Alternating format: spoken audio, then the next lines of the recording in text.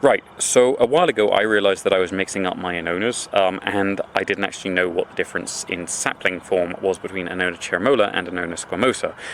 and so I thought I would try and work that out, and it turns out there's not a great deal of information about telling the saplings apart. There's a lot about telling the fruit apart, and there's a lot about how the saplings are sometimes sold, so in countries where they're both sort of major commercial products, you will find that cherimoyas are very often sold as grafted trees, whereas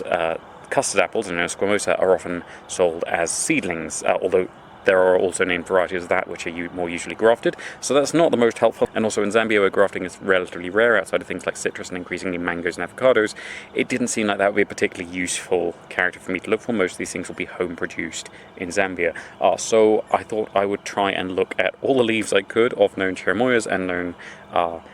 custard apples online, and I think I found a character which might be useful, which is that cherimoya leaves tend to be widest beyond the midpoint, and then narrow quite sharply towards the tip, whereas custard apple leaves tend to be widest well behind the midpoint, and then there's this slow tapering towards still quite a narrow tip. So I'm going with this being an Annona squamosa, and I'm going to be putting this into the area of would-be sort of pseudo-riverine thicket, where I put the